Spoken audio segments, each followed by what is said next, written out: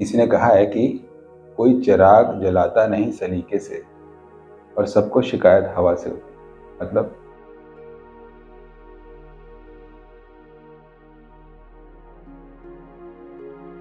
हवा वो चीज़ है जिस पे हमारा कोई जोर नहीं चलता। तो वो फैक्टर्स लाइफ में जिस पे हमारा कोई काबू नहीं, उसके ऊपर हम ज़्यादा फोकस करते हैं।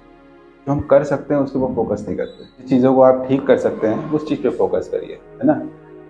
कि आपके पास डॉक्टर के पास जाना आपके हाथ में है, कंसल्टेशन करना आपके हाथ में है, दवाइयाँ लेना आपके हाथ में है। इतनी चीज़ें तो आपके हाथ में है। जो फैक्टर्स आपके हाथ में नहीं है, आपको जेनेटिक आपका पैटर्न था जिसकी वजह से आपकी प्रॉब्लम हो रही है, वो आपके हाथ में नहीं है। तो उसको लेके क्या निराश होना, या फिर प्रॉब्लम आपकी ज़्यादा थी तो समय ज़्यादा लग रहा है।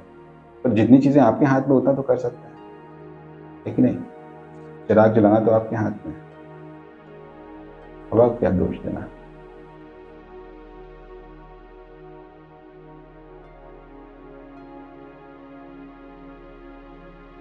ट्यूबरकुलोसिस इंडिया में बहुत कॉमन होती है, और लंग्स ये ट्यूबरकुलोसिस सबसे ज़्यादा कॉमन होती है, जिसमें कि खांसी और दूसरे सिम्टम्स होते हैं। दूसरी जो सबसे कॉमन ट्यूबरकुलोसिस है वो है इंटेस्टाइनल ट्यूबरकुलोसिस।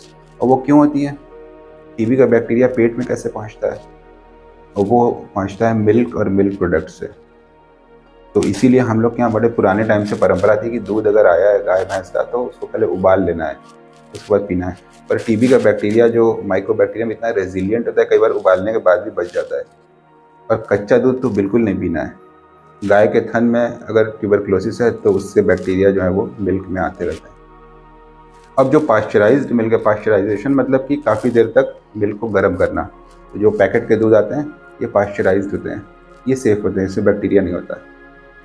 लेकिन जो गाय या भैंस का हम दूध ले रहे हैं उसको बहुत अच्छे से उबाल लेना चाहिए, उसके बाद पीना चाहिए। तो इंडिया में इंटेस्टाइनल ट्यूबरकुलोसिस बहुत कॉमन थी। और फिर एक्सरे में लिम्फ नोड्स दिखाई पड़ते थे जिसमें कि टीबी के बैक्टीरिया रहते हैं, तो वो कैल्सीफाइड हो जाते हैं, तो दिखाई पड़ने लगते हैं। स्किन में जो ट्यूबरकुलोसिस है उसकी बहुत सारी कई सारी वेराइटीज़ होती हैं, कम से कम 15 अलग अलग वेराइटीज़ होती हैं स्किन ट्यूबरकुलोसिस की। जो सबसे कॉमन है वो है ल्यूपस वल्गैरिस। तो एक निशान दिखेगा चकत्ता, जो बिल्कुल फंगल इन्फेक्शन जैसा रहता है, रिंग जैसा रहता है। तो फ़र्क ये रहता है कि पेशेंट बोलेगा इसमें कोई इचिंग नहीं होती। दूसरा ये कि आप कितने ही एंटी फंगल खा लीजिए, क्रीम लगा लीजिए, ठीक नहीं होता। तो उसका टेस्ट करते हैं, बायोप्सी में पता चलता है कि इसमें माइक्रोबैक्टीरियम है या ग्रेनुलोमा दिखाई पड़ते हैं। और फिर ट्यूबरकुलोसिस की मेडिसिन लेने के बाद एक ही महीने में वो हीलिंग शुरू हो जाती है। फिर क्योंकि ये डीप लेयर से बनता है, तो ठीक होने के बाद, जैसे फंगल इन्फेक्शन ठीक होने के बाद निशान नहीं पड़ते, पूरा गायब रहता है। पर ट्यूबरकुलोसिस जब ठीक होगा तो वहाँ हमेशा के लिए एक स्कार बन जाएगा।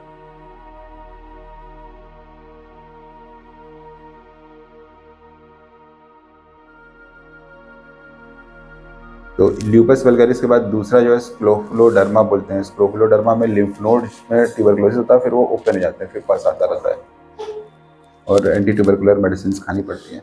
मेडिसिन ऑलमोस्ट सेम है, जिसे हम लोग एटीटी बोलते हैं। ये वही दवाइयाँ जो लंग्स के लिए होती हैं, वही दवाइयाँ जो इंटेस्टाइनल ट्यूबरकुलोसिस के लिए होती हैं, ऑलमोस्ट वही दवाइयाँ जो स्किन ट्यूबरकुलोसिस के लिए होती हैं। क्रीम्स इसमें कोई काम नहीं करते, कोई एंटीबायोटिक क्रीम ऐसा नहीं है जो स्किन की ट्यूबरकुलोसिस को ठीक करे। ओरल मेडिसिन से ठीक होता है। कोर्स काफ़ी लंबा होता है, कई महीनों तक लेना पड़ता है। फिर एक फाइनल बायोप्सी करते हैं देखने के लिए कि स्किन में पूरी हीलिंग हो गई कि नहीं, तब जाकर के मेडिसिन स्टॉप करते हैं। दवाई सब खा रहे हो ना? दवा सब खा रहे और वो सुबह खाली पेट वाली दवाई? खत्म हो गया।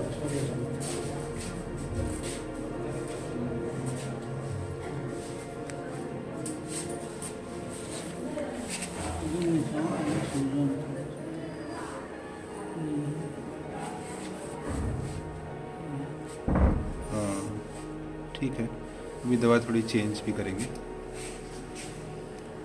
पुराने इंग्लैंड में क्या था कि जो शहर में रहने वाले लोग थे साफ सुथरे कपड़े पहनते थे, घर उनके साफ सुथरे, सफाई होती थी। और गांव वाले ज़्यादा गंदगी तरीके से रहते थे। तो विलेजर्स जो है वो अच्छे नहीं होते। विलेजर का एक खराब मतलब कॉनोटेशन था। उसी विलेजर से बना विलेनस। उसी विलेनस से हम लोग का जो फिल्म वाला विलेन है वो वर्ड आया है इंग्लिश में। विलेन मतलब खराब, उनकी लैंग्वेज खराब है या उनका रहन सहन का तरीका खराब है। तो इसको लिंग्विस्टिक में बोलते हैं सेमेंटिक ब्लीचिंग। मतलब कि जो वर्ड है वो कई सौ सालों में उसका मतलब बिल्कुल बदल जाता है। अब तुमको कोई कोई कहे कि तुम गांव के हो तो तुम बुरा नहीं मानोगे, लेकिन अगर तुमको कहे कि गंवार हो तो तुम बुरा मान जाओगे। गंवार का मतलब यही है कि गांव का व्यक्ति, पर उसका मतलब अलग है, इसका अलग है, शब्द सेम है। तो ऐसे लैंग्वेज में बहुत सारे वर्ड होते हैं, वो शुरुआत एक ही जगह से होती है, फिर धीरे धीरे उनके मतलब इतने बदल जाते हैं। विलन जो है वो विलन नहीं होता, वो तो नॉर्मल गांव का व्यक्ति था। एक बीमारी है, उसका नाम है ल्यूपस वल्गरिस। ल्यूपस का मतलब होता है भेड़िया, और यूरोप में, इंग्लैंड में भेड़िए बहुत कॉमन थे। तो अगर गांव में अब जा रहे हैं तो कोई एनकाउंटर हो गया तो भेड़िया तो पूरा नहीं मार पाते थे, इंसान बच जाता रहा। तो कहीं काट लिया उसका तो वो निशान हमेशा के लिए रह जाता था।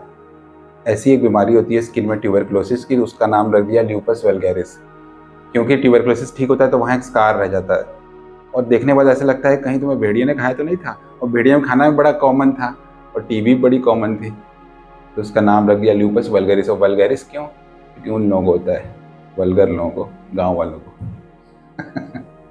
जबकि उसका मतलब यह है कि एक ऐसी बीमारी है जो बहुत कॉमन, सामान्य रूप से देखने को मिलती है। ये वर्ड बहुत सारे स्किन की बीमारियों में है। हम लोग बोलते हैं सोरियासिस वल्गैरिस, है ना, मतलब कि कॉमन वैरायटी की सोरियासिस, या पिंपल्स को बोलते हैं एक्नी वल्गैरिस। ये वल्गैरिस वल्गर वर्ड है। वल्गर मतलब क्या होता है? वो जो फिल्मों में अच्छा नहीं होता है वो चीज़ है। और अच्छा नहीं कौन होता है? वो जो सामान्य व्यक्ति या आम जनता जो गांव में रहती है। तो एक्चुअल में वल्गर वर्ड का मतलब होता है सामान्य। तो पुराने टाइम में जो एरिस्टोक्रेट लोग हैं, सामान्य लोग होते थे, वो गांव वाले लोग बोलते थे ये लोग वल्गर लोग हैं, गांव वाले हैं, क्योंकि उनका रहन सहन, कपड़े, भाषा सब ऐसी थी जो असभ्य थी। उससे बदलते बदलते वो इतना बदल गया, फिर बीमारियों में भी आ गया। कोई चीज़ बहुत सामान्य हो रही किसी को तो उसका नाम है एक्नी वल्गैरिस, पुराने टाइम चला आ रहा है। और अब वल्गर का मतलब बिल्कुल बदल चुका है।